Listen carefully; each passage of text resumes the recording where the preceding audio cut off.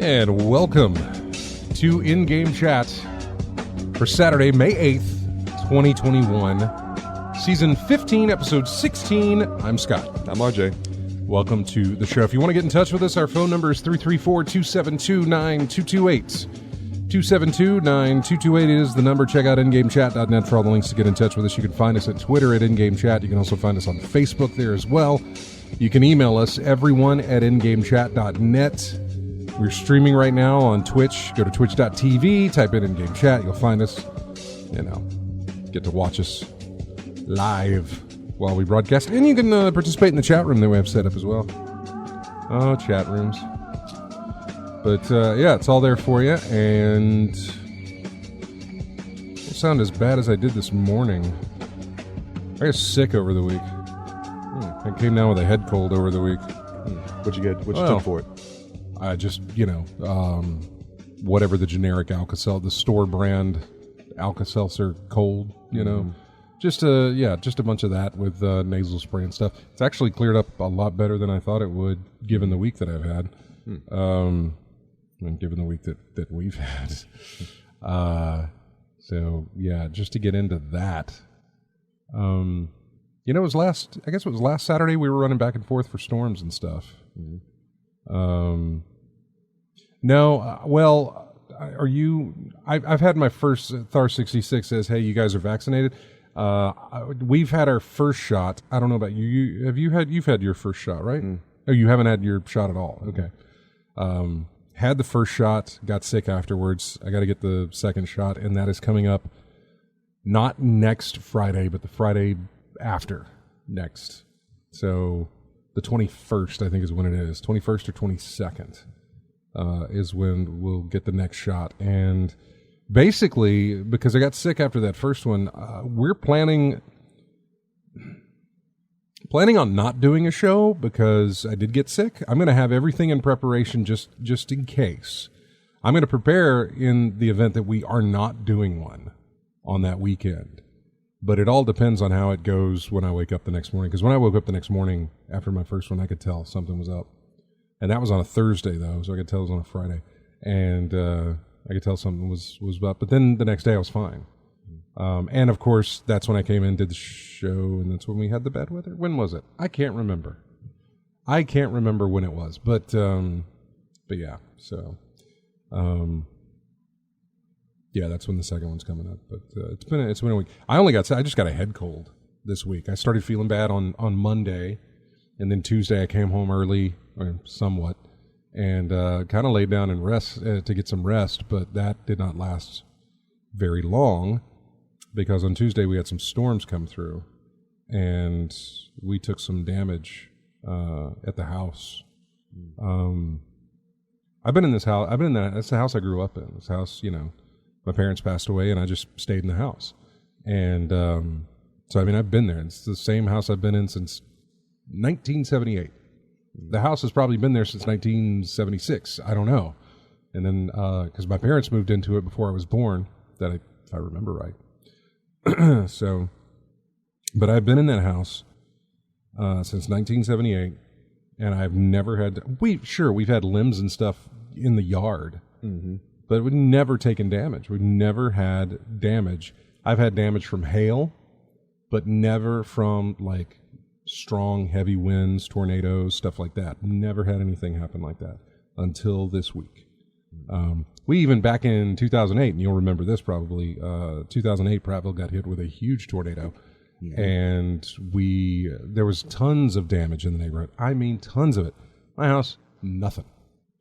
In fact, my block, there was nothing. But if you walked one block over, it was very war-zone-esque.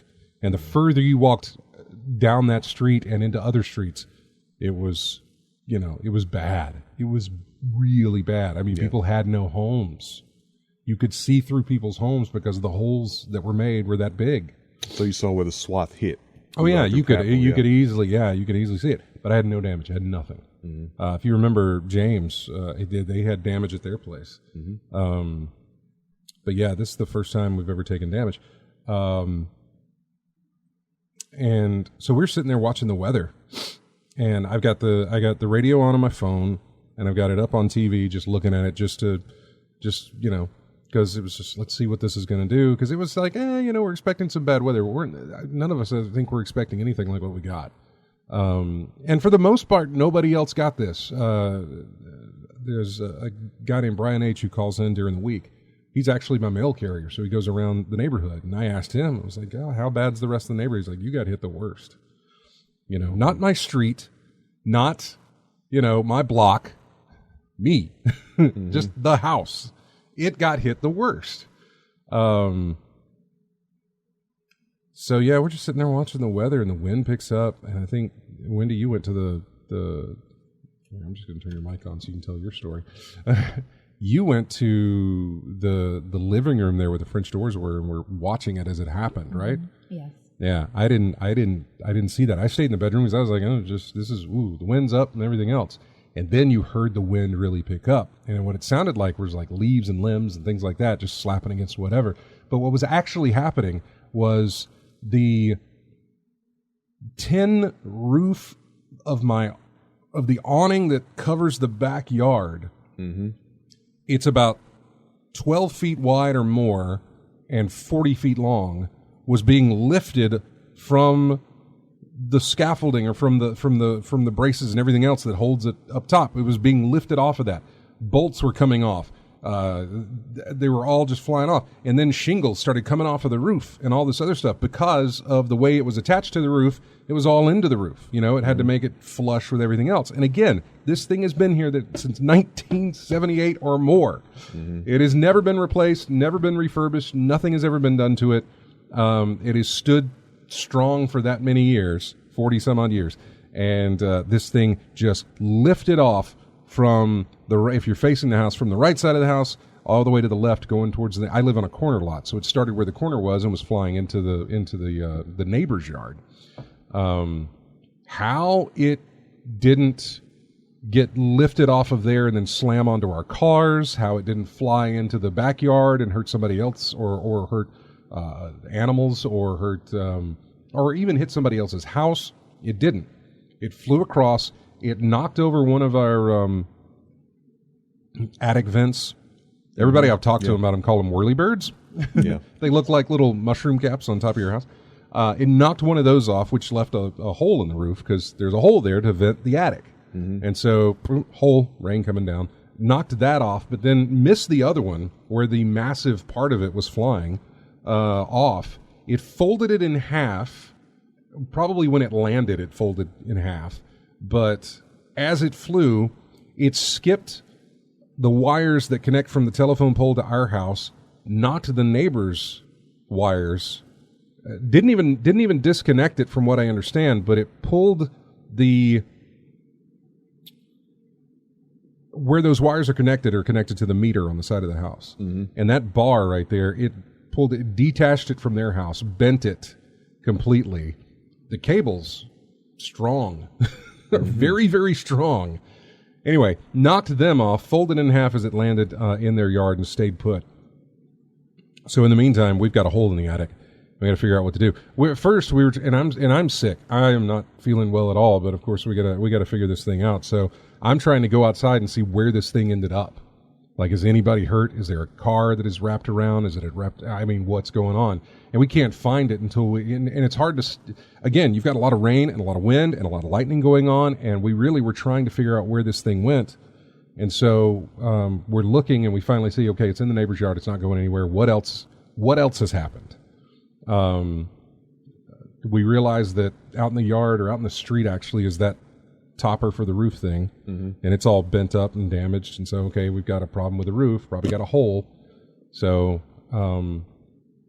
we're finally able to maneuver some stuff together so I can step up and open up the attic.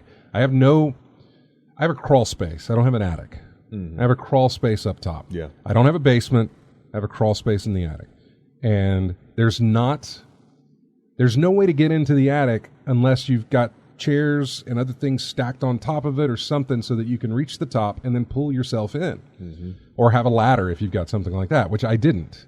The only ladder I had was not going to be one that you could bring into the house and it didn't bend. Yeah, I think I'm familiar with the type you're talking about. It's like there's no ladder that pulls down or anything like that. There was nothing like that. Yeah, it's just a panel. You move the panel out and then you can get up there. Your Warner ladder's not going to fit in there. You need like basically a long step ladder. Which is what we got. Yeah. But that's not what we had. We had a very long regular ladder, that you'd lean up against a house and crawl up it. But this couldn't fit inside the house. So, that's what I mean, yeah. I checked on the once the rain had died down, there was another band that was going to come through. And so I went and checked on the neighbors to make sure they were okay. And then I asked, you got a ladder? And he didn't have one. So I went across the street and I asked a longtime neighbor of ours, been there as long as we've been there. Asked her if she had one, and she said, you can check in the back. And she did. She had a foldable or an A-frame type 9-foot ladder probably. And it was perfect for what we needed. So going to invest in one? Well, not going to invest in one. I'm getting one. My family's going to be giving me one. Okay. They've got one that they don't use, and it's this bendable, foldable ladder thing. And so they're going to bring that to us. But send me a picture of that because I might have to invest one for my folks anyway. A picture of what? That's the ladder that we're yeah.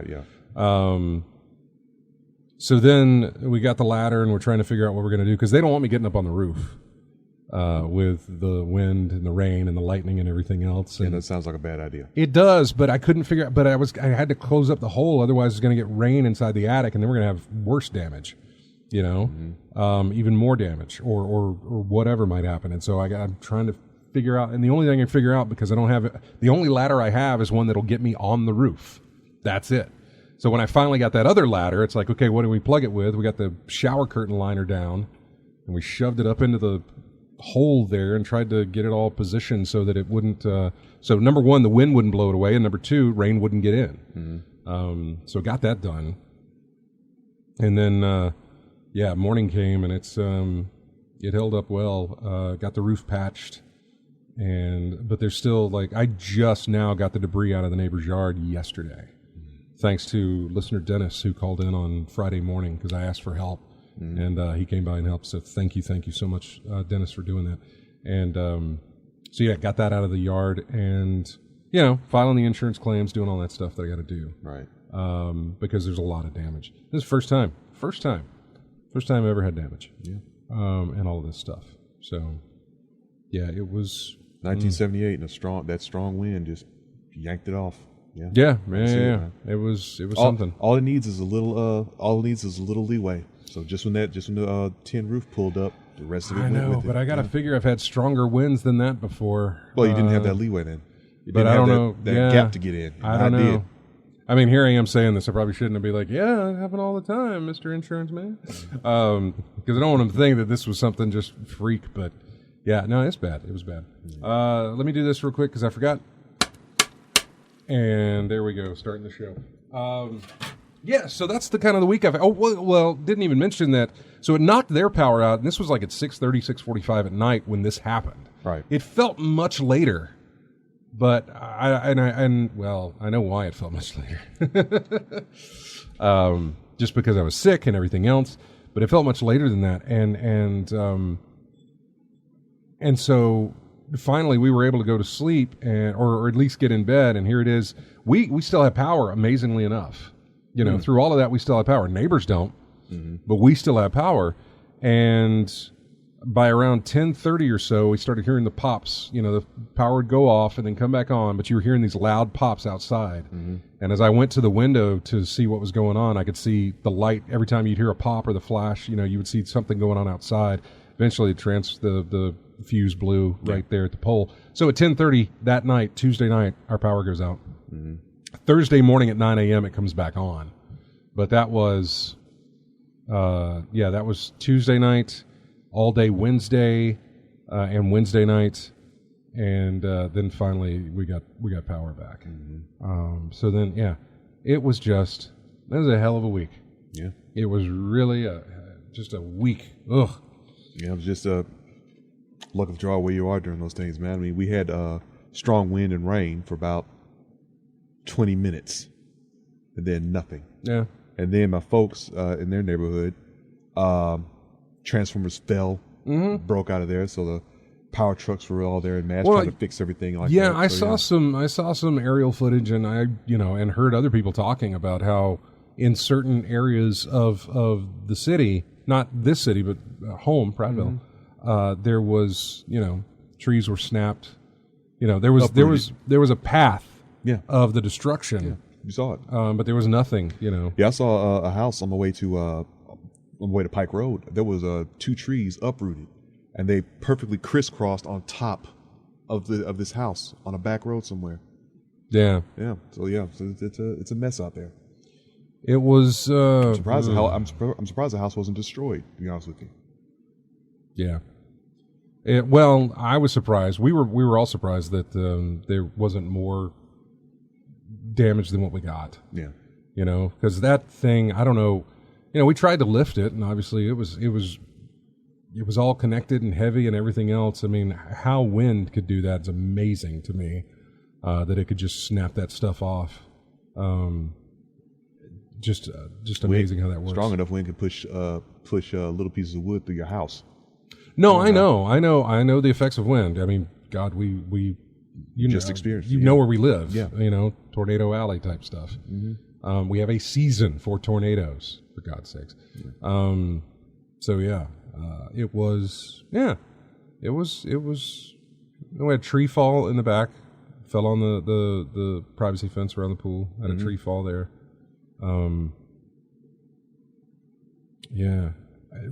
Oddly enough, Wednesday when I went home, I left here early because I wanted to assess the damage again, meet with the roofer if I could to talk with him about getting an estimate and getting the patch done. He came way earlier than I thought, which was great. I'm glad he was able to do that, and start the cleaning or whatever needed to be done, and also try and get some rest because I was still feeling miserable. Yeah. I was still sick.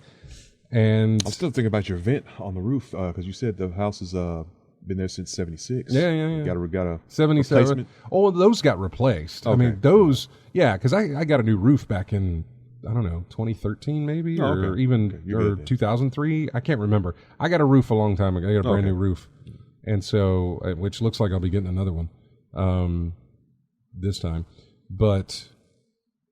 So I mean, things have been done there before that. I'm just saying that metal awning, though, nothing's ever been done to that thing, and it's just survived and now gone now. So, it was scary. It was scary. I think of all the things that could have just shoved through the window while we were sitting there looking or watching or whatever, and I think about, that thing could have landed on any of our cars or landed on, just come right through the house if it wanted to. I don't know. It's completely random at that point. Wind's I know. Pushing all over the place. Things no idea. Now, no way to know how the wind's going to affect it. And, nope. Lose it.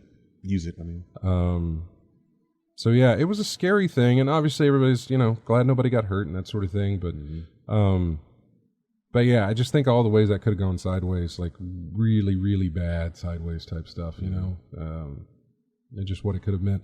Knocked a hole in the house, then what do we do with the dogs and us for the night? I don't know. I do not know. That's a kind of makes me realize we don't have a plan in place for anything. I think about when I walked through the neighborhood the day after the tornado came through, and I remember seeing people's homes completely destroyed. I was like, what was their plan? What did they then do? Go to a hotel? Go to a motel for the night. What did they do with their dogs, with their kids, with their family? What was done? I don't know. Obviously, I guess you just figure those things out as you go along. Maybe I'm not sure. So anyway, we're all okay. It's and things are going to be fine. Started all the process that's got to be started for insurance claims and everything else. So still got a roof over our head. No one was hurt. Everything's fine. So it's good. We got lucky Wednesday, by the way. The property we have has a petroleum pipe that goes through in the backyard, and so once every I don't know how many years. We have breaking news right now. I have no idea what's going. They don't have closed captioning, but breaking news is going on right now, and it's local, and I don't know what it is. Sure, we'll figure it out. Actually, wait a second. Maybe I can. Another scene developed a short distance away in the 3000 block of Tyler Court. Officers exchanged gunfire, they say, with a suspect, and 2 officers were hit in that gunfire, sustaining what are believed to be non-life-threatening injuries. Again, 2 Montgomery police officers shot this afternoon, suffering non-life-threatening injuries in the vicinity of Lower Wetumpka Road and Tyler Court. That is just off of North Boulevard. We are awaiting a news conference that Montgomery police are trying to put together right now somewhere near the scene. Our Jerome Jones is there right now, and he is ready to go live when that happens. They're waiting for the chief, we are told. They're waiting for Police Chief Ernest Finley to arrive there at the scene, and when everything gets arranged, we expect the news conference to get underway. When that happens, we hope to bring that news conference to you here live so we can learn more about what is going on. And then we will have a live report for you on Alabama News Network at 6, on CBS 8 and ABC 32. Again, 2 Montgomery police officers shot in Montgomery this afternoon, suffering non-life-threatening injuries. We're awaiting more information from the scene. For now, I'm Glenn Halbrooks from Alabama News Network. We'll return you now to local programming, and we do have a picture live on our Facebook page if you want to see that right now. All right. Just so you know, the station is called News Talk, and we get breaking news. I'm gonna throw it on the air if I can figure out how to do that. So, not really. Whatever it may be, I'm still gonna put it up there. So that's still got that to do. Yeah. Is this Chris? Oh, hey, let's talk to Chris. Hey, Chris. What's going on? Hey, man, how's it going? I guess you got a situation handled where getting that scrap tin, the roof out of your yard. The guy you talked to during the week earlier. Yeah, he came by. The guy Friday who called in, he actually stopped by the house. I was there, and he all he had to do was, first off, we had to get a crowbar to detach. So where it folded was where you could where we could kind of pry that apart from the other side, and then have 2 separate pieces. And it allowed us to get to the bolts on both of them, so that he could unscrew that to get it from the rafter type stuff, and so we could take the sheets apart and it not be this 40-foot by 12-foot massive thing sitting in his yard. Oh, yeah. Got all that done, put it to the side of the road, and that did not last 24 hours before somebody came along and picked it all up. Oh, yeah. If it's in good shape and it's any amount of footage, anybody can salvage or use that. They'll come get it easily. Yeah, and that they did. So, but yeah, I got that straightened out, which I was very, very grateful for. So, which needless to say, because of the power outage, me being sick, and this whole situation, I ain't played much except for today. Yeah. I think I got in all of my playing today from what I missed this week. But yeah, haven't played much. Just Destiny. That's it. Yeah, I ended up using some of my discount points, and got a coupon, and I ended up buying Returnal at GameStop, and also I got a new copy of Cyberpunk, and I want to eventually play it down the road, especially if they give you an upgrade option for the new system and all on PlayStation. So I'll eventually play that too. How do you like Returnal? I haven't even got a chance to install it yet, but I've seen gameplay and everything. I was like, it's fun. I'm busy playing other things, but I'll eventually jump into it, or I might go ahead and install it today and then play it some. But the gameplay looked really interesting. I said, I'm going to eventually buy this, and I just use some of my points that I had built up and save some money on it and everything. So I said, yeah, what the heck, I'll just go ahead and buy the darn thing. Yeah. And they happen to have a used copy that somebody had bought with a system and then traded. It's basically brand new, but they had to open it, and so it was a little cheaper too. So it hadn't been used, so that was even better. What is their So what is their used game price on a game that is already $70? It's like $5 cheaper. Yeah. I mean, yeah. Yeah, it's not much, but it's better. It's better than paying a brand new price for. I'm paying a used price for something that's brand new anyway. I mean, I get it. Yeah. So basically, I not as much tax as you would on a new title, basically. Yeah. That's pretty much the only difference you got in there. Yeah, and I used I had a $5 discount code for the monthly service, the subscription magazine service and all that, and used some of my points I don't ever spend it on, so I saved some money on it and got some stuff off of it, and eventually down the road I'll probably get into it maybe today or maybe this weekend sometime. If I still had if that Gamers Club thing was still going on at Best Buy, I probably would have picked up the game because it would have knocked it down like $20. Would have been 50. Yeah. Instead of 70, something like that, 55 maybe. Yeah. I probably would have jumped on that, and then of course I could have returned it afterwards, and gotten some money back on it. But they don't have that thing going on anymore. So yeah, they saw the loophole.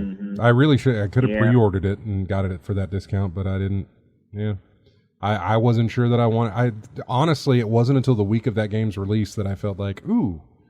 It suddenly appeared on my radar. I knew what it was, but I watched the reveal of it from, a year or two ago, or last year, I think, when they revealed all the different games for the PlayStation 5 or what's coming. Yeah. And then they did a couple of more updates with it and showed some new footage, and it still never clicked for me. It wasn't until the week of, and I started watching more gameplay and started getting an idea of how this is how it works, and realizing, oh, okay, and then that's when I sort of, kind of interested. So yeah, I was the same way. I just saw gameplay recently, just before it released or just after it released, and it wasn't on my radar, but it was then, and I decided, I'll just go ahead and get it. Yeah.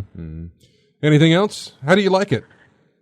I don't know. I hadn't popped it in, but okay. I've seen gameplay. But it has the same feel like it's a 3D shooter, like Undermine that I've got on the Switch, and I've been playing that, and that's the similar thing.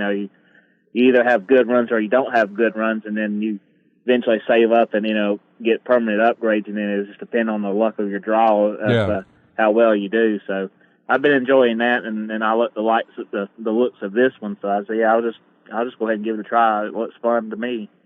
We'll see. All right.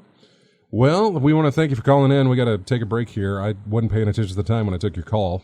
So fine. We're already at the bottom of the hour here, but I appreciate you calling in, man, and thanks for listening as always.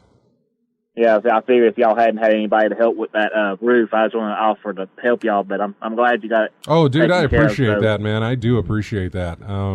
Again, I really wasn't sure what I was going to do. I called a couple of places that say free scrap metal removal, but that's not really what they mean. Of course not. They mean if you've taken everything apart, sure, we'll come get it. But if it's still all in a big chunk and we got to do the work, then now we're going to have to charge you. And I guess I understand that. But it's kind of like one of those things where it's here, you can have all of this stuff for free as long as you come get it. Yep. Like, so, okay, whatever it takes, go get it. There it is, completely free. Just take it out of that person's yard. I just wanted to get it out of my neighbor's yard. It's been there since Tuesday. It's my thing and somebody else's property, and it's like, I know that if that was in mine, I'd be completely patient with it, but I'd also be like, I hope they're working on trying to get this out of the yard. I feel the same way, and I do the same thing you did as well. Help them out, and to me, it's the right thing to do as well. So I agree with you on that one. Well, take care, buddy, and thanks for calling in, man. All right, y'all have a good afternoon. You too, man. Bye-bye. Bye. All right. When we come back, we'll find out what RJ's played. I'll mention a few things that I've done in Destiny just because it's wrapping up the season. New season starts Tuesday. But yeah, and then oh boy, learned a lot from this whole Epic versus Apple thing. Mm-hmm. We learned a whole lot about this about different companies from this thing. It has been fantastic. It's been fascinating and fantastic, all the different things that we're kind of learning and finding out. Fascinating, and also, you know, a little bit like, head tilter towards some of Epic's decisions, but whatever, it doesn't matter with them. But Sony's decisions, some of what Sony's got going on, very, very interesting. So we'll talk about that as well coming up. We've got music here from, I think it released last week or week before last, and I don't think I used any music from it. Maybe I did. R-Type Final 2. When did that come out? Not too long ago, right? 30th of April. 30th of April. Yeah, okay. Well, I got some music for that here coming up. And yeah, so we'll be back with more of In-Game Chat right after this.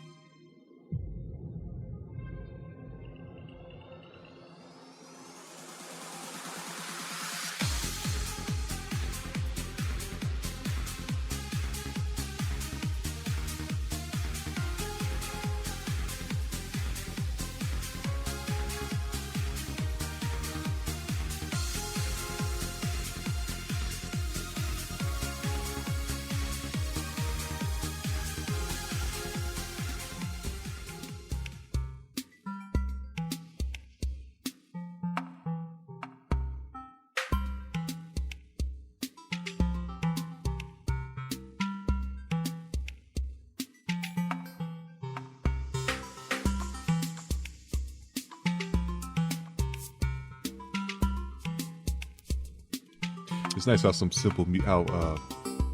sounds really good, even though it's simple. Oh, yeah. Yeah. It's like I tell you with all the 8-bit music creators. Oh, yeah. To take that little amount of they only have resources that and much make good and to music make out of there. Yep. Welcome back to the show, and this is music from a game called The Colonists. I don't know really what it's about. You may have to look that up and see. It looks like it's it sounds like it looks like it's as simple as this sounds.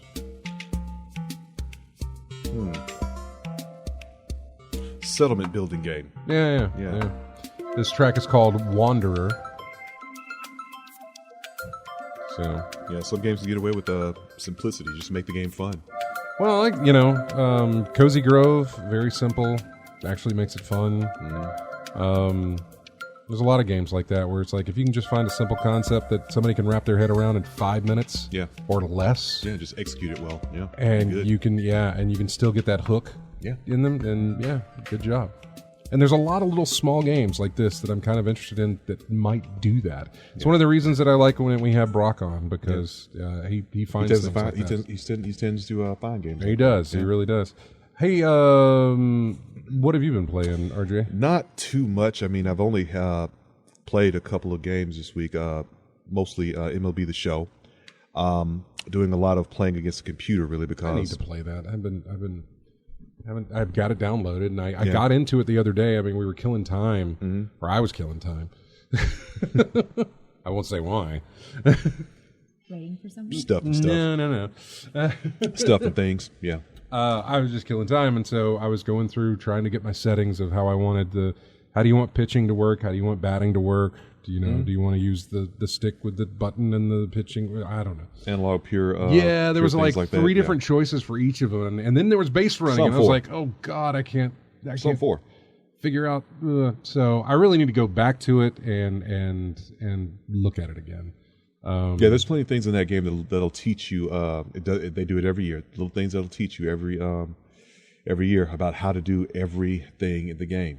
You want to pitching. You want to do this if you want to pitch out. You want to step off the rubber. You want to pick off this base. Pick off at second. Pick off at third. You want to go. From the pitcher's perspective or the batter's perspective. Home plate is always X, or home plate is going to be triangle. Right. Depending on the point of view you want to take. It's a whole bunch of little things they do, but they'll teach you every step. Awesome. Yeah. Anyway, played some more of that. Yeah, I was playing more of that. A little more Diamond Dynasty mode. They gave the players a pack as an apology for all the network issues that's been going on. Yeah. A little free bundle up until May 19th, I believe. You can pick it up. So it's a bunch of packs, some items, and I think gold level players in there that they let you pick up. So it's free. So pick it up before the 19th. I'm going there now to see if I can pick it up from the browser. In game. I don't know if it was. I don't know if there's any outside way, but it was in game that I picked this up. Go ahead. Yeah, so keep looking, or keep talking. Outside of that, more of R-Type Final 2. Still unlocking ships throughout the game, and it's going to be a minute before I get everything unlocked in that title. But I don't mind that because the game is still fun playing that. Unfortunately, I found a ship today that I questioned the decision behind this. You know, in R-Type, there's a beam that you shoot, a full-powered beam that goes clear across the screen that takes out all the enemies in front of it. Yeah, right. Typical fare in a side-scrolling shooter. This weapon has something called a pile bunker instead of a force beam. It's basically a spike that just pokes out in front of the ship. That's it. It's just a metal spike that pokes out in front of the ship. They say it's explosive, but I haven't seen anything explode when I hit the thing with this. It extends about about an inch in front of the ship itself. So if you want to use this thing effectively, you're going to have to get real up close and personal to the enemy, which I don't want to do in this game at all. Right. Because it's R-Type. Mm-hmm. You know, everything in there kills you. I don't want to get close to it, give it more opportunity to do so. But I tried this thing out, and I took out a boss battle with like 3 full charged pokes with this thing. But I would never do it again. I think I'm going to stick with my grace note and have this long beam so I don't have to get close to these things anymore. But yeah, going out through the games, like I said, I'm just trying to find out ships, see what all these force units and missiles and bits and pieces can do, really. And I also found out today that there are multiple paths in this game. Apparently in Stage 5, there's a section where you have to pick your route, basically, for Stages 6 and 7. The first one I got to was the bad ending, basically. My ship got corrupted by the Bido, and now it was turned against the Earth's fleet near the end. So you had to fight Earth's fleet in that one when you had that bad ending. Another route I found was taking out a Bido core in this underground area with a bunch of ice surrounding the area, things like that. Had some very interesting enemies to go through with that. So that was route 6.2, I believe. 6.2 and 7.2. I think the one that I had before was 6.0, so I have yet to find 6.1. And I think I have to pick the green orb to go that route.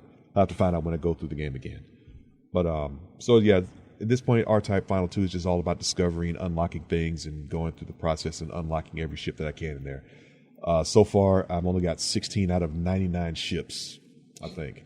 So it's going to be a minute. It's some I have to pick up through going through certain areas that I haven't picked up yet. 6.1 and 7.1 stages, those stages, I have to go through that before I can even unlock the ability to buy those other ships in there. And then there's some with passwords that I don't know yet. So it's available. I have to figure out all those things out before I start unlocking more ships at a better rate. It's available on the Switch. What's that? R-Type Final 2. R-Type Final 2? Yeah. What do you play? You're playing on PS4? Playing on PS4. Yeah. And I bought the Season Pass on there as well. So it made a little extra homage to the older R-Type games. So there's a remake of older stages in there. Music as well. I believe they took music from R-Type Leo, and they made a remake of that stage. And the music is I can recognize it right off the bat when I started playing the stage. So more stages will come. They've only got 2 right now, but they're going to put more out there as time goes by. So I'll be able to play those and get more stuff and unlock more ships and try all of them out. What else? Anything else? That's it. That's it? MLB and R-Type Final. I did pick up Resident Evil Village, but I haven't had a chance to install it That's yet. right. That came out Friday. Yeah, that came out. Stuck up on me. Yep. Yep. So focused on MLB and R-Type that's like, oh, by the way, 8's out. It's weird. Oh. Back-to-back weeks. So Returnal, big release for Sony. Yep. Resident Evil Village, big release for everybody.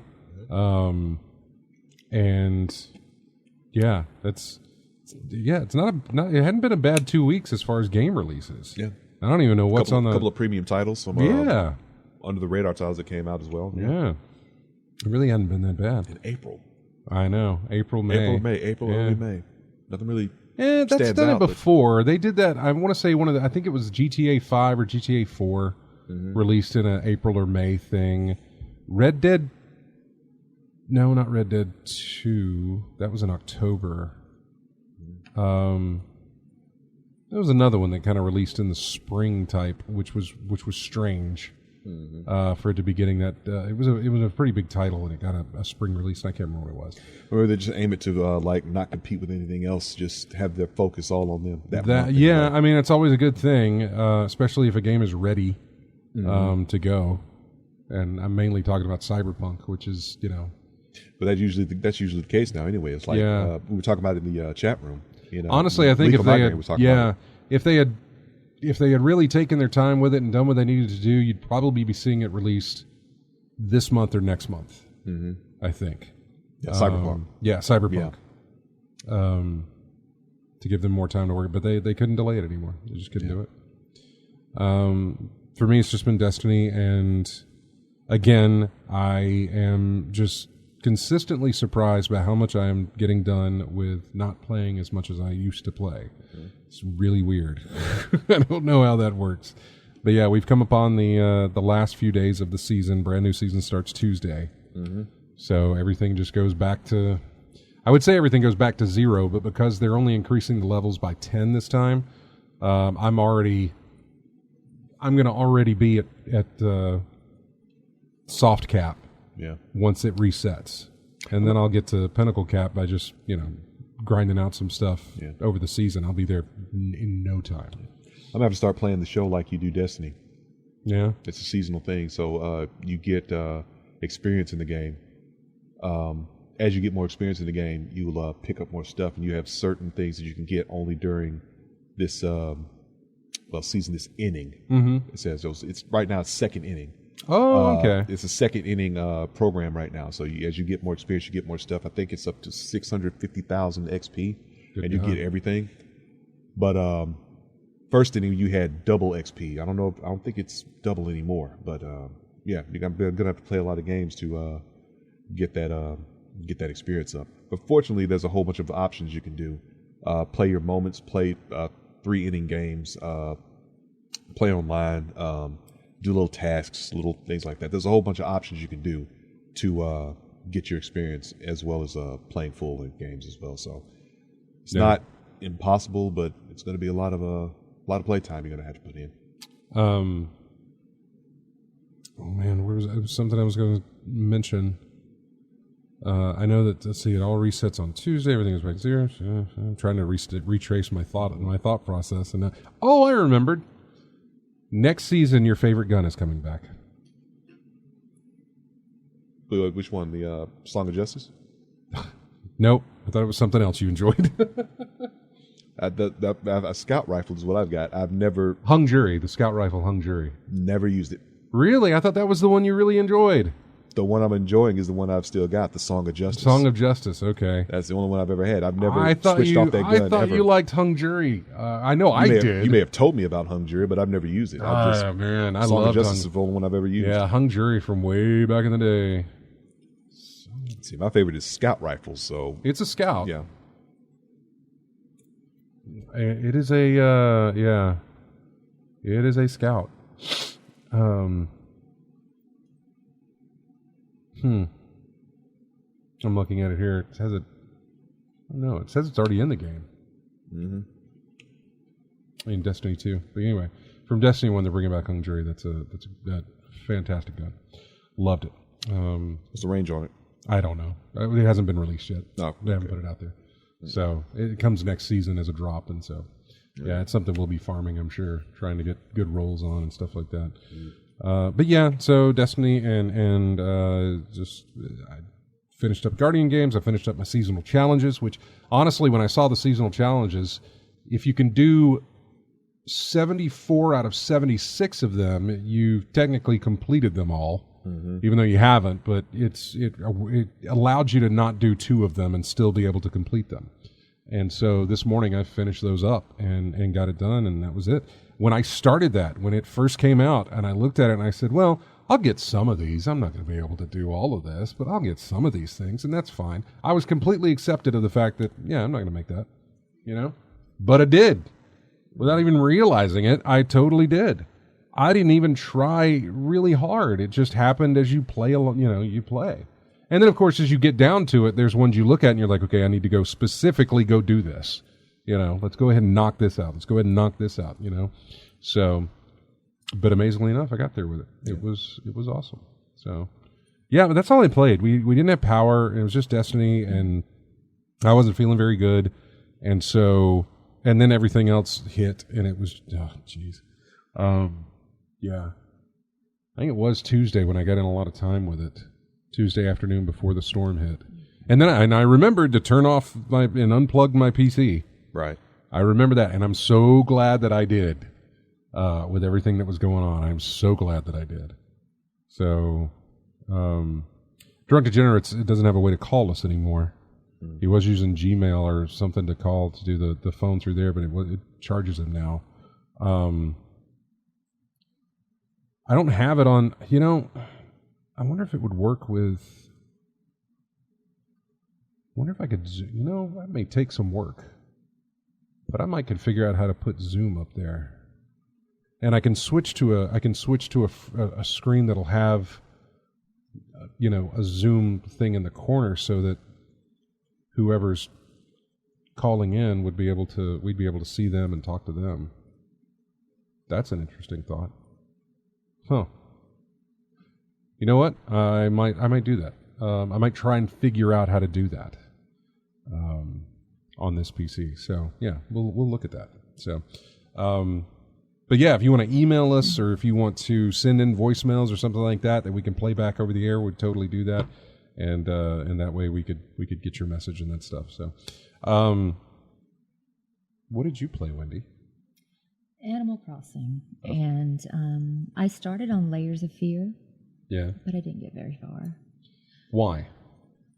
Because of, the storm. And then everything. The storm or the controls? No. Everything stopped for a while. Yeah. So I didn't have. Well, I remember you saying something about, I'm not used to the controls or something, because it was the first person type, thing. Oh, yeah. Kind of like the Edith Finch thing. Yeah, I'm working on that. Okay. I'm getting better. So you played Animal Crossing, but of course you had to take a loss on your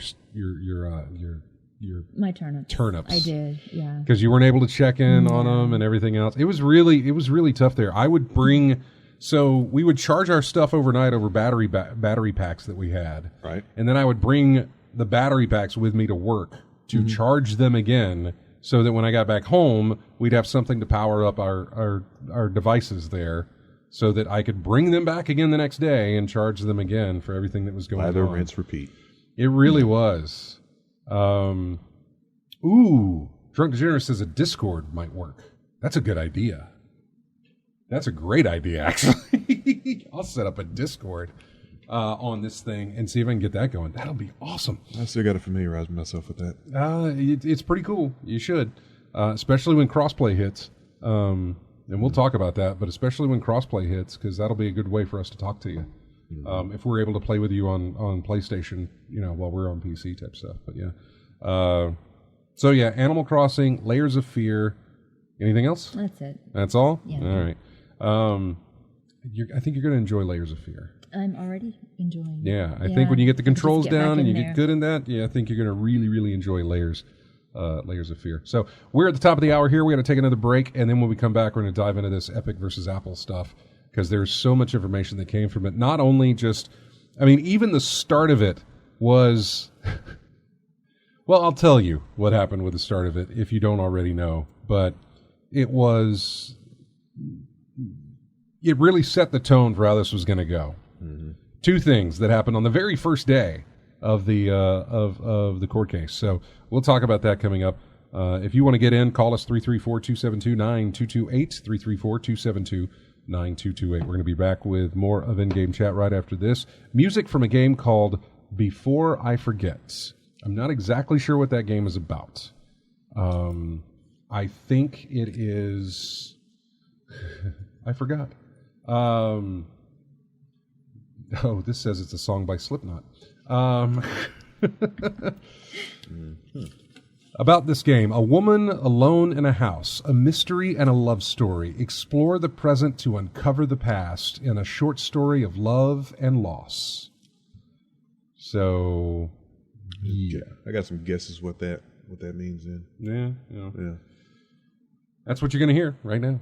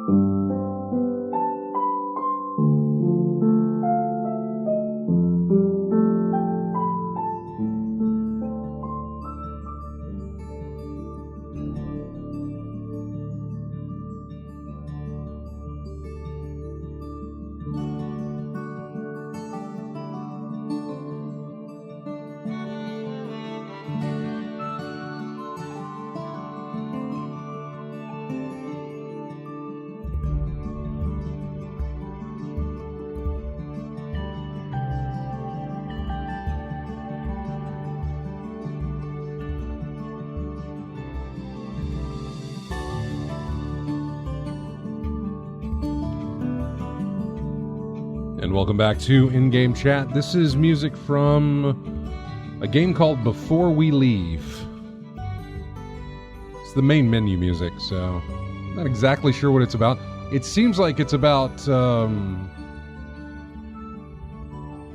kind of city management or some sort of management thing, and then you leave Earth.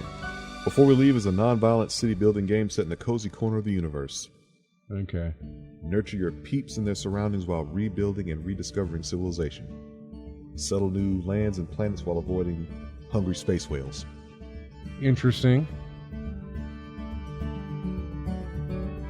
The music's kind of hooked me, so I'm kind of curious as to how the game is. You know, if I can get a good track out of it, if I can find a music from a game, this is interesting how it works because I have to look up this music every time we do a show. I'm trying to find new music.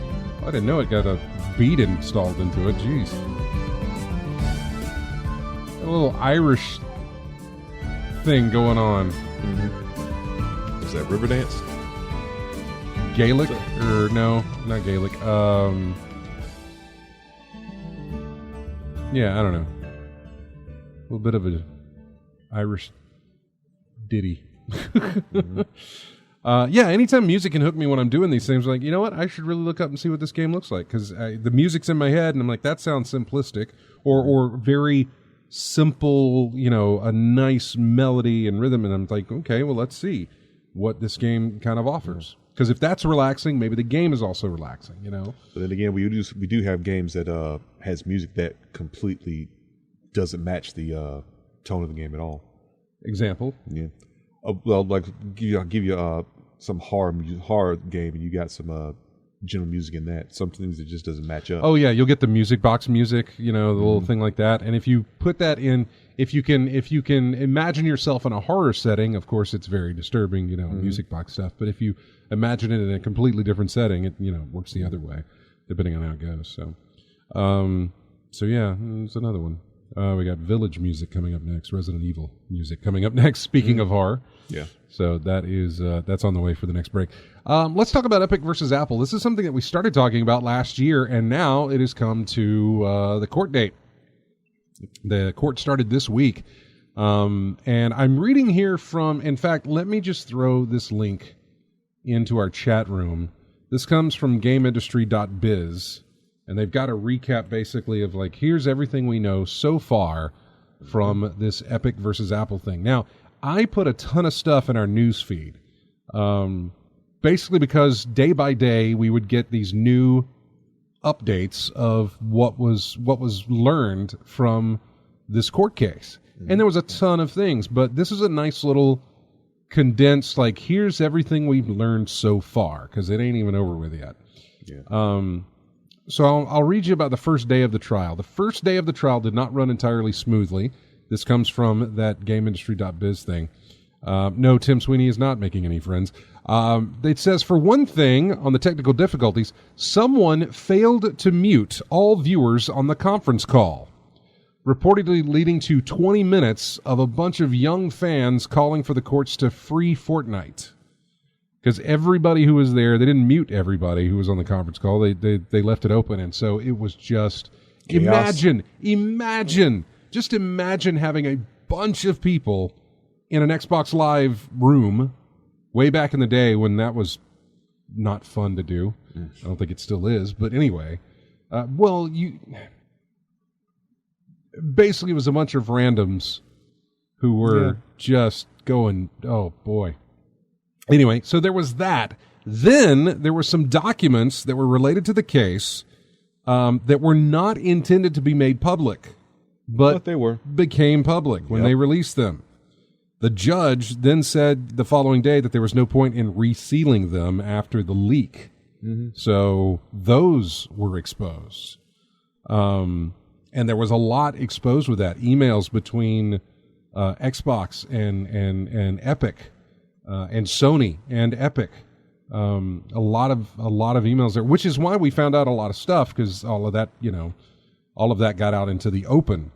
Let's see. Tim Sweeney seems to think that Fortnite is a metaverse, not a game. It sounded like they were going to expand into player creating things. Where the players will be able to more of a creation thing than it will be a competitive thing. The competitive thing I think will stay. But more of a creation thing, and how that was going to affect when Apple takes a cut of the profits and that sort of thing, and how that was going to affect them. So, Super Game Sniper says, I love how in the Epic versus Apple case, the question was raised, what is a Kotaku? Because there was an email from 2019 that was a reference with an article from that site. They didn't know what that was. It's a website. It's where I get a lot of the news that we run from. So, don't ask what a Kotaku is. Just know that it's just a website. That's all you have to worry about. And it's a video game website. It kind of says it all, though, don't it? I guess so. Yeah. It says it all. Talking about creators, with Apple taking 30% off the top, it makes it very hard for Epic and creators to exist in this future world as well. Let's see. Sweeney is unsure how an Epic win would impact non-gaming apps. The first day's discussion also covered the Epic Games Store, its business model, and whether or not it's profitable, something Apple called into question before the trial began. Sweeney confirmed that the store is hundreds of millions of dollars short of being profitable, but expects the game store to turn a profit within 3 or 4 years. Some of these things that were released revealed that Epic spent $146 million to get that Borderlands exclusivity. Mm-hmm. In fact, I think there's one of them. I think Borderlands released in April or May of that year and then became available to everybody in like September, I think, wasn't it? I don't even recall right now. I can't remember. Maybe it was in February and then it was going to be September. I'm not sure. They also spent $11.7 million on the games that they were giving away freely on a weekly basis, including, of course, the holidays when they were doing that as well. Fortnite generated more than $9 billion in the space of 2 years. That's amazing.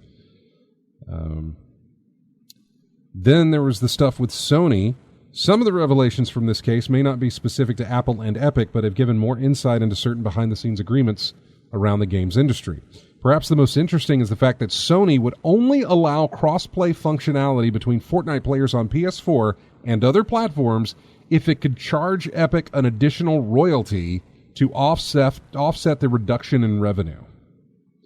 Rather than fighting that position as it has with Apple, the Fortnite firm instead agreed to do that. I don't know. I don't know. Do they do that with anybody else? Or is it just Sony? I don't know. I think it's just Sony.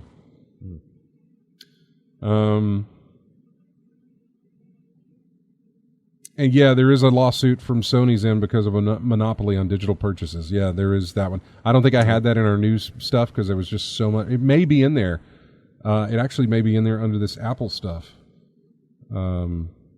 Or I may have thought it was the same thing. I can't. No, there it is. Sony sued over PlayStation Digital Store monopoly. And just to kind of It wasn't a class action suit, was it? It was just veer like away from that. No, it's a class action status. Status, okay. For a new lawsuit that alleges Sony has an illegal monopoly over digital game purchases on its platform. Sony's monopoly allows it to charge supra-competitive prices for digital PlayStation games, which are significantly higher than their physical counterparts sold in a competitive retail market, and significantly higher than they would be in a competitive retail market for digital games. Lawyers claim the popular games sell for, on average, 75% more digitally on the PlayStation Store than those sold physically. That number could actually be up to 175% more at its highest, according to this lawsuit. I'm going to need an example of that. Let's see. The lawsuit was filed as applicant. Epic First Party is partially funded by Sony. They've got the whole thing here. The plaintiff, they've got the whole lawsuit right here on Polygon. I'll throw this story in there as well for you guys to check it out if you wanted to see. And 75%. read the complaint. 75%. Is that what it says? Yeah, something like that. Yeah. Okay. 75% more digitally. But that number could be up to 175% more at its highest, according to the lawsuit. Sony made $17 billion in revenue over the fiscal year that ended back in March from digital PlayStation games and other content purchased on the PlayStation Network. Lawyers said that $7 billion of that 17 may be due to overcharging via the alleged monopoly on downloads from the PlayStation Store. So yeah, then there's that. What else did we learn? Oh yeah, Microsoft. Yeah, exactly. That's what Nabokov fan says. Basically, there's no stores to get games, so it's GameStop, Best Buy, Amazon versus PSN, Xbox Live. That's the breakdown, exactly. You can either go buy it physically or you can buy it digitally. Physically, you have options. Digitally, you actually still have options digitally, because I know you can buy the digital versions of some of these. Well, I don't know about Sony games, but I know you can buy digital copies of games for Switch, and I think for Microsoft, and maybe for Sony as well, but maybe not first party. I'm not sure. Maybe not. I want to say I bought a code for a digital game for Sony from Amazon before, I think. I'm not sure. Mm-hmm. Now, that would have been a while ago. I don't know if they've stopped that or not. I'm not sure. I think someone said they stopped it. They may have. Obviously, I can just jump over to Amazon real quick and check. Mm-hmm. The third day of the trial began with Microsoft's Vice President for Gaming, Media, and Entertainment on the stand. She discussed Microsoft's business model and was asked about the profitability of Xbox consoles. She confirmed that Microsoft does not and has never made profit from sales of its consoles. But added that the revenue from subscriptions and commission from digital sales, a 30% cut, by the way, which is the same as Apple, offsets this. Although, from what I understand, Microsoft's supposed to be changing that. And again, that's something we found out. That was on PC.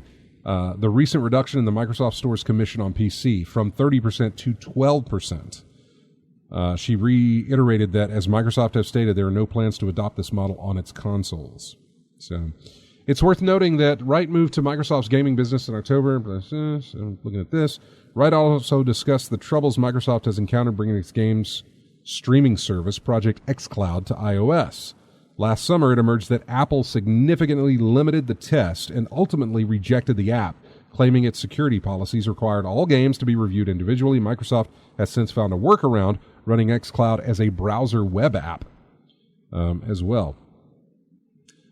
Microsoft pops up elsewhere in the documents released around the trial as an email chain reveals that Sweeney tried to get the company to remove the requirement for an Xbox Live Gold subscription when it came to free-to-play multiplayer games, in time for Fortnite's removal from the store. Xbox eventually dropped this restriction last month, but Tim Sweeney asked Phil Spencer directly if it could be tied in with certain plans the Fortnite firm had for August, ones that would provide an extraordinary opportunity to highlight the value proposition of consoles and PCs in contrast to mobile platforms and to onboard new console users. That is all in quotes. Spencer declined, to which Sweeney responded that the Xbox boss would enjoy the upcoming fireworks show. On the fourth day of the trial, an Epic Games executive revealed the success of Fortnite had prompted requests from the Federal Trade Commission over privacy practices.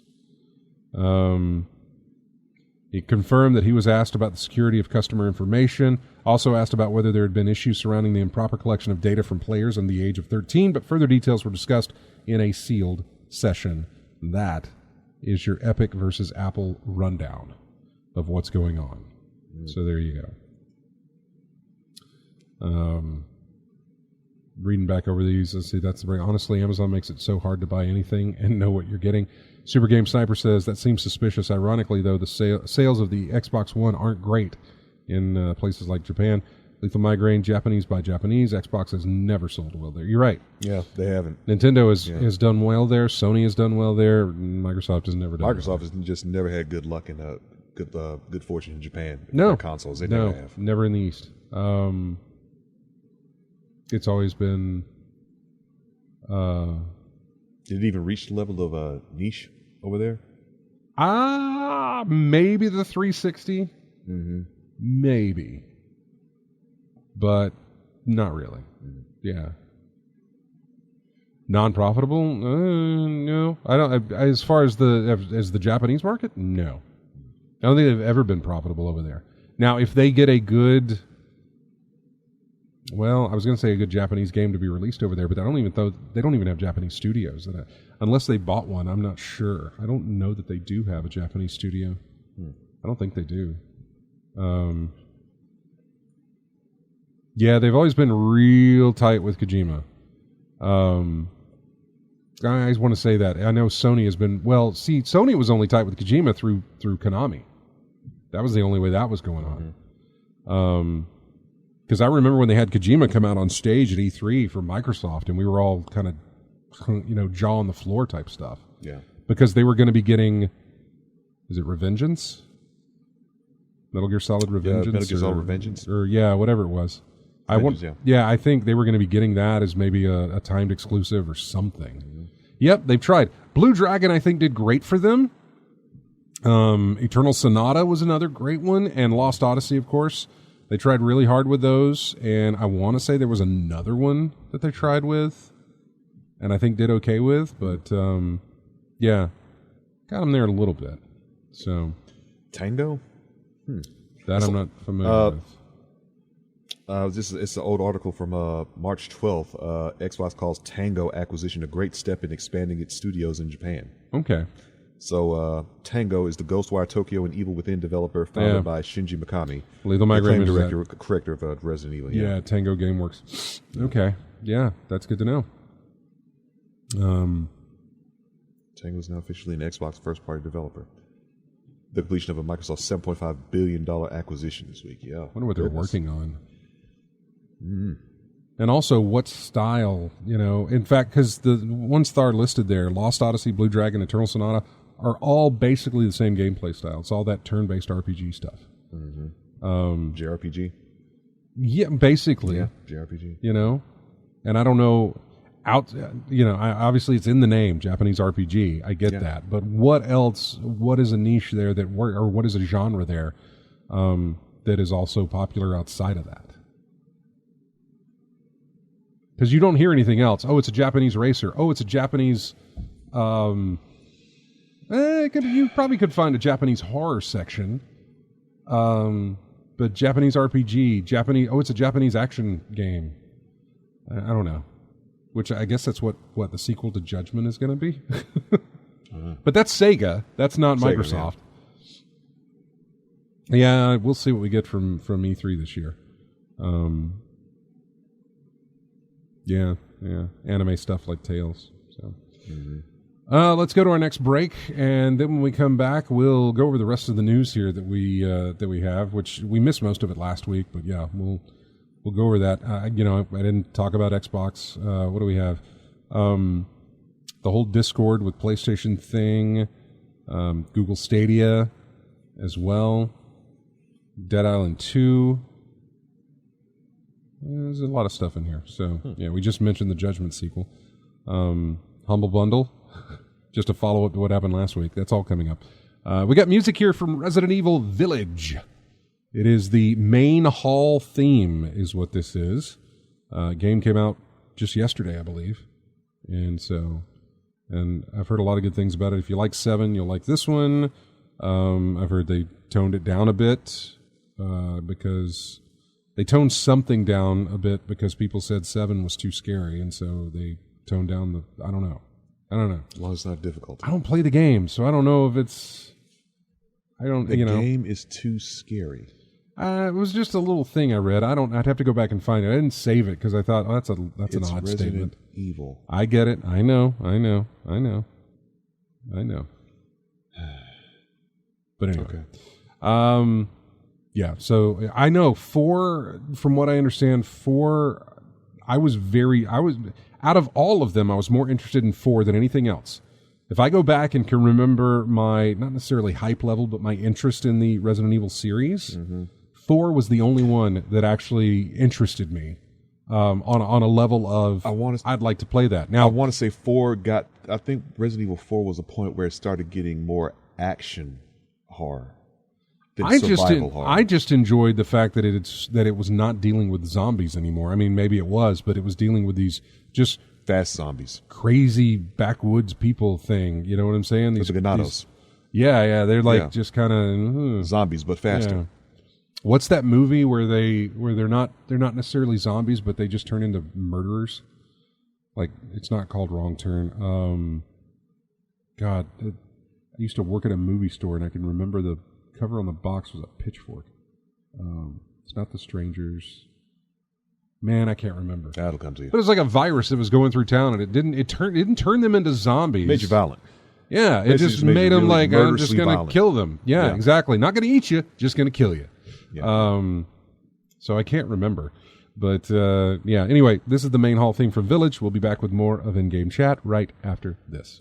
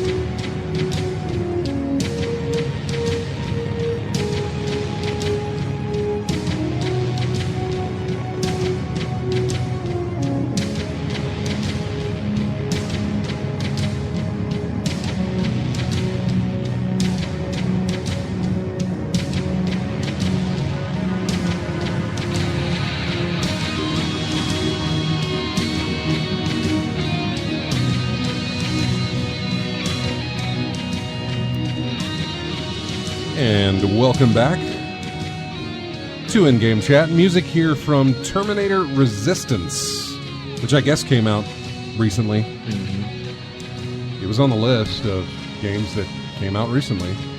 So I tried to find music, and there it is. But of course, this is what you get when you have a Terminator game. You're going to get the music from Terminator, of course. Yeah. It's like a game. It's like you made a game about Jaws. You know exactly what you're getting music-wise.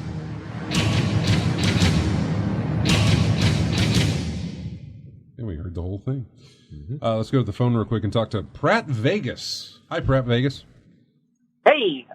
Thanks for waiting on the line there, by the way. Oh, no problem. I think the movie was called Crazy. It was. Somebody mentioned that in the chat room, and yeah, that's exactly what it was. Because that didn't deal with zombies, right? It just dealt with them kind of going nuts and wanting to kill people. Yes. Yeah, exactly. So, so that's what that was, and exactly that's what Resident Evil 4 Village felt like to me. You're not dealing with, Raccoon City zombies again. You're dealing with just a village full of crazy people. Mm-hmm. Right. And then I had a question. Yeah. Mm-hmm. What's your question? I have an old PS2 that I've had forever and a day, and it died last year. Do you know, or does anybody know somebody that works on them, or I can get another one? We don't know of any. So here's the thing. So Wendy took your call earlier, found out what you needed. And I was like, me and RJ off air were asking ourselves, like, we knew there used to be a guy on this show, Jeremy, who used to do that stuff. Had a shop here in town where you could bring the consoles, and he would fix them if he could, try to. He would even mod them for you, and Yeah. I remember that because that was a big thing. You put a chip in the thing, and then you can put all these different games on it, and play. You can also play games from other regions and all this other stuff. He had this. It was a great little store.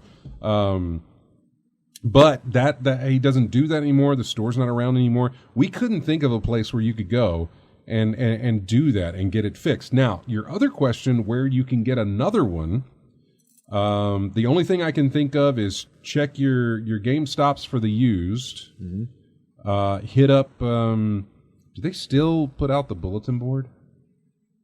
Maybe online. Yeah, I remember because I haven't seen a physical. I haven't seen a physical bulletin board in a long time. I don't know if you know what I'm talking about, Pratt Vegas, but it used to be this. Right, I do. Yeah, I'm man. old. That's where I found like getting my Sega Genesis and Super Nintendo. I would look up in the billboard billboard or bulletin board. Bulletin board. Yeah, billboard's what we use music here. Right, but between wife and I, we've got everything from Nintendo, Super Nintendo, GameCube, Xbox, all that junk on up. But my PS2 died on me. Well, the only other thing I can think to tell you, and you said your name's Pratt Vegas, so you probably know of this story. Maybe you don't. Are you familiar with Retro Game Planet? Yes, but I've never been in there. Give them a shot, man. I totally don't have the time. Well, Rustin runs the place. Great guy. And I'm sure that he is probably going to be your best bet at finding a PlayStation 2. In fact, do you know how bad do you know what the problem might be? It quit spinning. That's all I can tell you. Okay. I don't know. It quit spinning. Okay, so it's not spinning the. Well, CD motor may have just died on there. Possibly, but there could be other things involved that it may not recognize that a disc is in there. Mm-hmm. Then the laser, right. Well, that'll be the laser messed up on that case. This this particular one came out. It's like the second gen, an early version of it. Yeah. Mm-hmm. So, well, they probably. My guess would be that they would have them. They are highly active on Facebook, and you can call them as well. If you want to, and find out if they've got one, and then find out what the price is, and then maybe find out if they can do something with yours. Sounds good. Thanks. So there you go. I'm glad we could help. Thanks for calling, man. All right. Bye-bye. Take care now. Bye. Hey, Master Thespian, what's going on? Hey, guys. I've got a couple more options for your previous caller. Okay, good. I'm hoping he's still listening. That's the reason we put it out there, in case somebody knew and could call in. But go ahead. Yeah. There's a shop next to the Eastel flea market, or the Eastel, whatever they call that, the antique mall, whatever. Oh, is that I think it's called Game On. Right, I know the one you're talking about. The only problem is I don't know if he tests those units. I'm assuming he does, but I don't know. But you can usually get one for an old PS2 for a pretty good price. But again, it's used, so you're kind of rolling the dice on whether it's going to work or not. Same thing is true for eBay. Sometimes you can get a good deal on eBay, but again, you're getting a used system. They sometimes have new ones, but they're going to be astronomical. We're talking hundreds of dollars for there's another place I forgot to mention, and I don't even know if this place is still open. I think they tried to open either last year or the year before, and then of course the pandemic came, and I don't know what happened to them or if they were able to survive. It's over there by I think it's over by Faulkner, across the street from Faulkner. Game Exchange. Game Exchange. Yeah, they're open. They're open again, so you may check over there. I don't know what they have in the way of used systems, but I think they do dabble on that. Yeah, I've actually never been in the place, so I have no idea. But I know it's used and that sort of thing, so he may be able to find something there. They do deal with used systems, though. Yeah, I don't know if they can repair what he's got, but I think he's got plenty of options when it comes to just getting another system if he needs to. Mm-hmm. And sometimes hitting a flea market, not a flea market, a yard sale, you can find it. Somebody's not using it anymore, and they're like, "What's this on the shelf?" And you might find a good deal. So, that is true. Good luck. Well, thank you for calling in, Master Thespian. Y'all be good now. Take care. Bye-bye. Mm-hmm. Yeah, you'll find some. There's some gems out at yard sales, man. I mean, I told you about what happened with this one friend of mine who found some Black Label Castlevania Symphony of the Night at a yard sale. Got 4 copies of it. But those things are worth. I think she sold them for like $5-6 a pop, but they were worth on eBay much more than that. Yeah, of course. Yeah. She just didn't know what she was selling. I don't know if Pratt Vegas is still listening, but Super Game Sniper says probably needs a cleaning. The fan might have been clogged with dust and overheated. Mm-hmm. Yeah, I don't. Again, that's another thing I didn't ask him is how well do you take care of them, because if it is messed up in there, that'll be the first thing. But basically, you want to take a nice can of compressed air and just spray in there as much as you can to kind of get it out. I've seen some. I think I've seen some cleaning videos of some consoles that weren't taken care of. Yeah. It's going to need more than a spray can. Oh, please, we got plenty of horror stories from Jeremy. Yeah, man. Jeremy had tons of horror stories. The worst came from people who smoked. Yeah, smoking. Yeah, smoking was the biggest one that he was talking about. Yeah. And then I know he cracked open one and it had like these spiders, just a lot of spiders and spider webs inside of it. Smoking and infestation. I'll put it that way. Put it that. Yeah, basically. That's a good way to put it. Yeah. Yep. Sometimes a combination of both. Yeah. Yeah, and people would still bring in their. Could you fix this? And we're like, man, I don't know what the problem is. Why did you let it get this way? I know, right? Yeah. It's like when I was going around trying to find people to cut my yard, and I was like, why did you let it get this way? It's ridiculous. Yeah, fine, I'll do it myself. Yeah, Game Sniper said in the chat room, he's seen all sorts of nasty stuff about that on YouTube. Yeah. Oh, yeah. There's one, man. Yeah. It's bad when you need more than an air can to get the dust out of there, man. It's just bad. Yeah, going back to Humble Bundle, we talked about last week where they kind of removed the option for either how much you could give to charity. They said, well, now a cut of this has to go to either us or the developers, I think. Yeah. And so you can't give all of it to charity. They have now reversed course on that. Yeah. And they've put everything back the way it was after everybody really was upset about that. They changed course, which is fine. I'm glad that they can do that. I don't feel bad about that. That's good.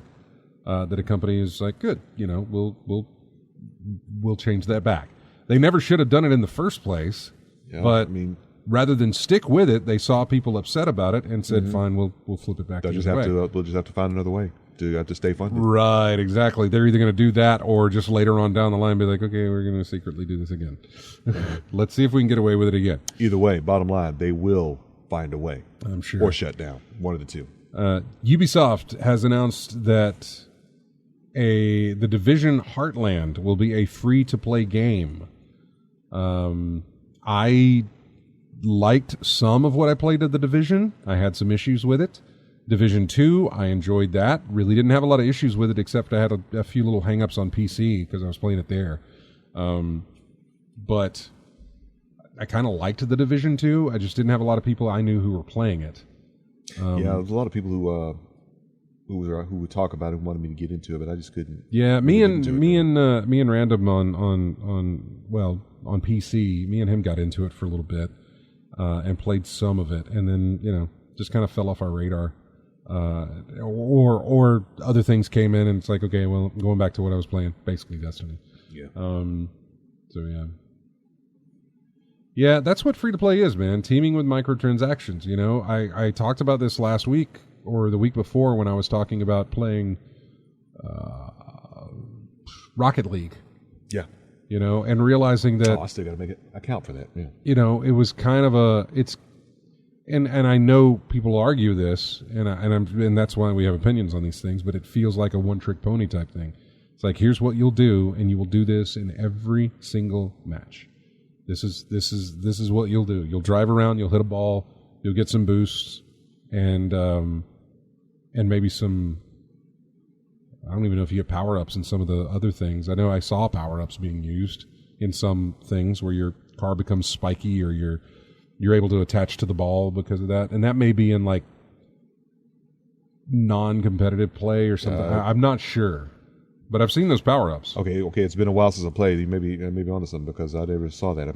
But I've been playing it since it was these were new. These power, and they're not things you pay for. It's just kind of like it's almost like Mario Kart power-ups. You'd run over the thing and it'd give you some random thing that would either magnetize yourself to the ball, have the ball stick to your car, grapple hook the ball, missiles where you could shoot other players or something. Okay, last time I played, the only option you had for attacking was running into them at boost. At full boost. Yeah. Into them. That was honestly, when I was playing that time, that Sunday when I played a bunch of rounds, I didn't get any kind of special power-ups. Yeah, it was just boost the entire time. So that may be in private matches or some other kind of match. I'm not sure.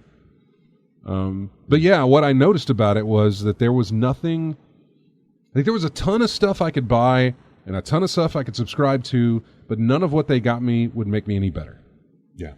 It was not pay to win, not that I'm looking for pay to win, but because it was not pay to win and because it was so, this is what you'll do, I got bored with it. There's a lot of free-to-play, like I can remember going to... oh man, what's one of the first games I ever bought on my phone? Was that Pac-Man game? No. It was a puzzle game? No. It was The Simpsons, and you built Springfield, and you could build the town and all this other stuff. But of course, you'd start on a building. It's like, well, it's going to take 24 hours for this building to do, or you can pay money to speed it up. Okay, that type. But the thing is that sure, I could do this stuff and then wait for it to finish and complete, but I had all these different things. And yeah, I was still going to be building and doing this and adding into this and doing that, but it was a creative thing, and it was fun to do. I could lay out the map of how I wanted to do it. Yeah, Tapped Out. Simpsons Tapped Out is what I was playing. Even Warframe. Let's look at Warframe, which is also free to play. Yeah. A lot of different stuff to do. A lot of different guns to go through and enemies and things like that do have the guns have different feels. It's not all the same thing. The bows are different. All this stuff you can have different. Yeah, but it's the bows, man. Yeah. Everything has a different feel to it. Yeah. Rocket League doesn't have any of that. It is just the simple 3 players versus 3 players. Get the ball into the goal. That is it.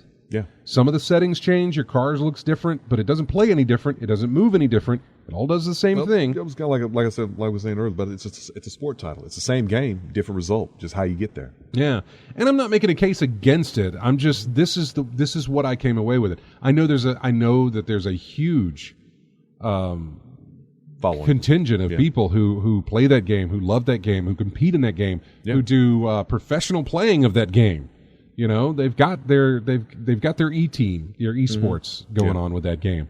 And I'm sure it's probably fascinating to watch. But for me, it was like, I wasn't. After 5 matches, I was like, man, I am done. I'm good. Mm-hmm. If I come back to this, it'll be a week later to play about 5 more matches before it hits me again of like, okay, I'm done again. because it feels because a game like Rocket League, Yeah. You're going to need more than 5 games to get Yeah. effective. It at that feels game. It takes time. It takes time to play that. It feels get samey, effective in it. is what I'm saying. And Yeah. I know you can look at some of the games that I've talked about that I've enjoyed and say you're basically saying the same thing. You know, you're doing the same thing. You could look at Destiny and be like, well, that's samey as well. You're going through and you're shooting. It's samey, but you're having fun with it. It's just different, you know. There's you're having fun with it. Yeah, but I don't always have to play the same thing, you know. Mm-hmm. We can run a strike, or we can go in competitive, or we can go to Gambit, or I can do some story missions, or I can run. You know, there's plenty of things to do. In Rocket League, it's like, nope. Here's the next stadium. Here's the next team. Go. Well, in Rocket League, it's just basically this: win or loss. And you want to win more than lose. Yeah. That's so it. I'm not complaining. Again, I'm not saying that's bad for the game. I'm just saying that this is what I came away with when I was playing it, and that's kind of why it fell off the map for me. It wasn't holding my attention beyond like 5 matches. Even less than that, if I wasn't winning those matches, then it's like, ugh, never mind. Yeah. So, yeah. We haven't done a chat room roll call, have we? I just realized that with TYTDL. Who we got in here? 2020 is in there. Well, that's not good news considering 2020 was a horrible year. AC Wraith. 2021 is better. Well, It's still early. In ways, it's better, but yeah. Although after the damage to the house and everything from the storms, 2020 not looking too good. Or 2021. Look, all I can say is 2020. That's a conflicting year for me. Because of the Wendigo who's sitting right over here, but also because that's the year I had my heart attack. That's Some the year good, mostly bad. Yeah, that's the year I got COVID. Which everybody, around here got COVID and stuff. Or plenty of people got COVID and got it a lot worse than what I did. But yeah, and then 2021 rolls around and storm damage now is what we're working on. So yeah, 2020 was bad in some ways, was good in others. Yeah. Commander Roots, Discord for streamers. Okay. Drunk Degenerates, Lethal Migraine, Moltile. Hey, Moltile's in there. I missed him. Nabokov Fan 87, Stephen Van Dam. Streamers on Discord. Discord for streamers. Streamers on Discord. Streamers Discord community. Yeah, we do have bots. Super Game Sniper 9. SZ3TH. I have no, could you give me a pronunciation, sir? Just call him Seth. Is it? Should we call him Seth? Okay. I'm just guessing at this point. Seth, maybe? I don't know. The Wendigo. And 204, who is in there as well. So, did I miss a good show? Every show is a good show. So you missed it. No, I'm not kidding. I'm kidding. Every show is not a good show. So, 2020 was a dumpster fire. It's more like a trash can fire now. See, that's for you. There were different. See, things happened in my life in 2020 that were both good and bad. And I got to figure, and the good obviously kind of outweighs the bad, but the bad was pretty bad. The bad was really bad. The good is sitting in this room, which is why I don't want to say anything different in that. Mm-hmm. The bad is also sitting in this room, and it's my body. My body was bad to me in 2020. I was bad to it for many, many years. Ever? Yeah, well, basically, since I was capable of grabbing food and also making the choice to not do anything about it, I've been horrible to my body. My body has looked at every year saying it's a bad year. It's a bad year. It's a bad year. Then it had a heart attack, and it's like, this year's a little bit better because I've started taking care of myself. Mm-hmm.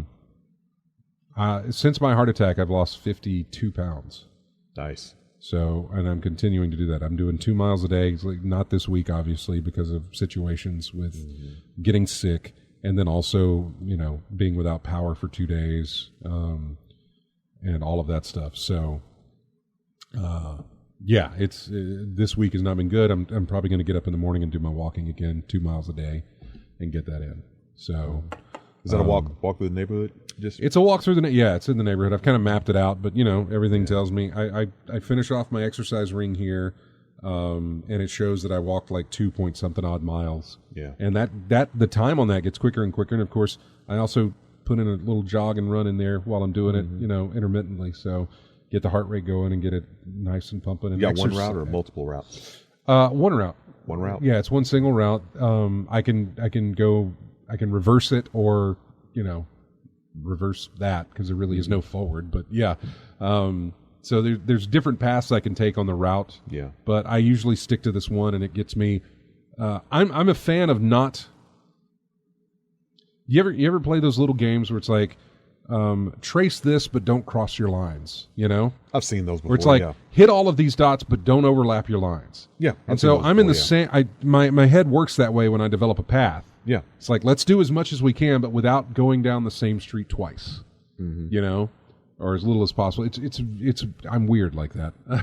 So, I was just saying, like, change up your routes and everything to get a little more variety, whatever, or difficulty or whatever. Yeah, so I try to find. So it's a zigzaggy thing, but I never overlap that I can think of. I think, with the exception of one situation, I think we overlap, but that's about it. Super Game Sniper says it best. Says gamer mentality, no backtracking.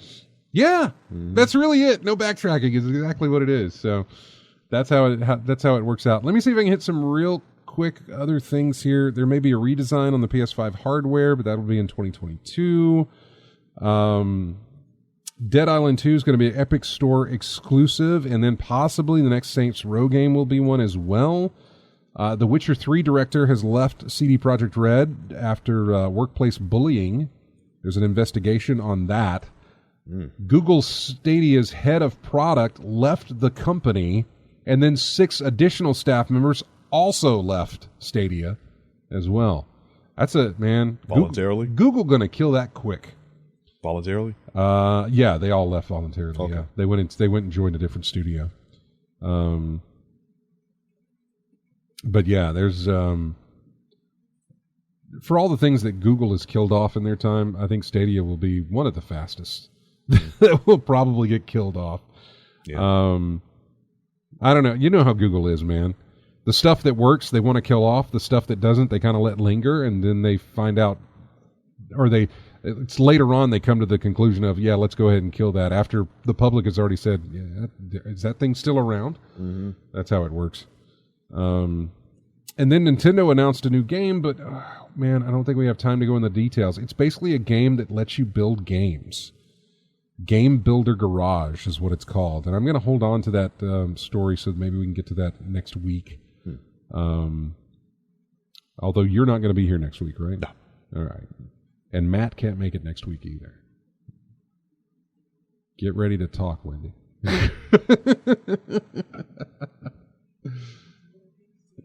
Well, it helps when I have your mic on. Yeah, exactly.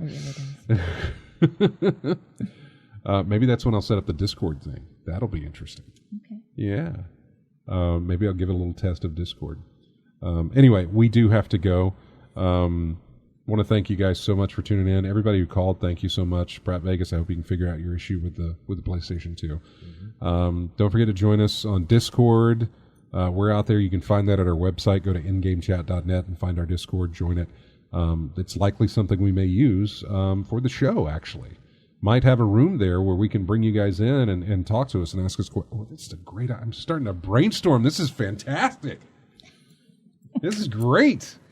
So yeah, I'm getting some ideas here. Anyway, you guys have a great one. Music here is from Mass Effect Legendary Edition, which comes out next Friday.